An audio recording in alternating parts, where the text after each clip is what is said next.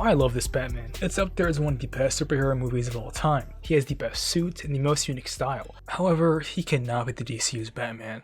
Here's why. This movie did something special. It made the Batman modern and realistic.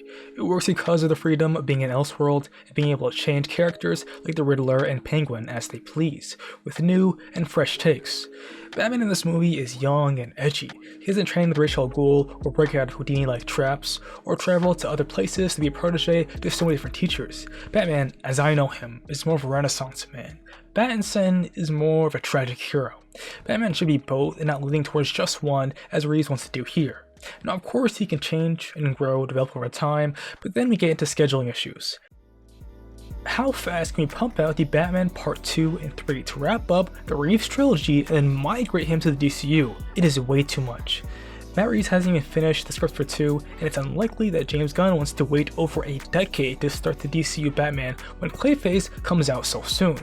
While I respect the need for scripts to be finished, if we wait for Reeves to be done just to start talking about the DCU Batman, we're risking a JLU movie without a Batman. Imagine Marvel doing an Infinity War without Iron Man. Huge fumble. Another big issue comes from the Superman trailer. This big, bright, and fantastical look into the DCU. It completely clashes with the noir of the Reevesverse. This Bruce is set in a more realistic world, and Superman is fighting kaijus. How do you explain why Gotham has no supernatural elements currently when both movies are set in the 2020s? How do we not have a Killer Croc, or Grundy, or even Mr. Freeze? When Reeves thinks Oswald Cobblepot as a name is too far of a stretch, how can you convince him of Poison Ivy? It feels like there are two different planets when in reality, Metropolis and Gotham are pretty close to each other. Tonally, I'd imagine Gunn wants a more classic Batman, somebody who's dark and brooding but also who fights giant crocodiles, does magic with Zatanna, a Batman who goes to Detective Chimp when he's stumped on a riddle from the actual Riddler.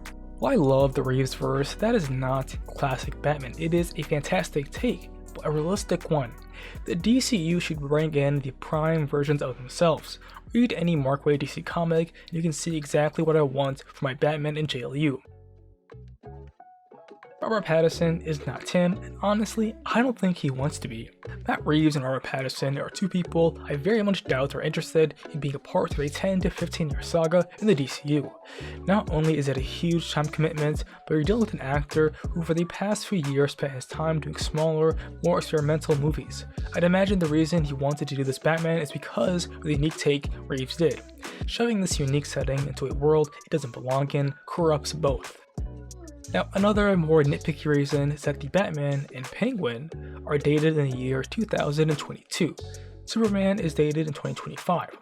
How can we have an adult Batman working with this Superman when he's still in his year 1 or 2? How can he even approach someone like Darkseid when he struggles against a random Riddler goon? The timeline makes no sense. Gunn wants his Batman to already have an established Bat family, and there is no way we can shove 15 years minimum in such a short amount of time. There are people doing mental gymnastics trying to advocate for a time skip, and it makes no sense when all of the slated DC movies to release are set in modern day. When someone rewatches the Batman, they have to forget about all the cell phones and Twitch streams. It completely ruins it. Why try to force Reeves to sell his amazing trilogy with the overarching plans of someone we aren't even sure we're trying to include? My final reason is the Bat family themselves. I do not think Reeves wants to do the extended Bat family in his trilogy. It doesn't seem like his cup of tea, and I respect it. This Bruce has a very clear arc. I can't see him crossing paths with Ra's al Ghul, getting with his daughter, and then 10 years later finding out he has a son, all in the second or third film. The Batman that adopts half of Gotham and puts his son in a suit is not pictured here. I could not imagine Battinson with a sidekick. I think this Batman understands mortality more than classic Batman, since he is so vulnerable. This Batman is not a master at anything. While I love Battinson, he is not our Batman. Now I hope you understand I'm not shitting on Battinson, he's my favorite Batman. I just want the classic brave and the bold, the detective, the Renaissance man, the strategist, and the protector. Battinson has some of those, but he isn't there. And we can't get there in time for the DC's Batman movie. While I think combining these two worlds could make for a good film, think like a world's finest vibe, I think we have better options than all the other fan cast. Let me know what you think. Peace.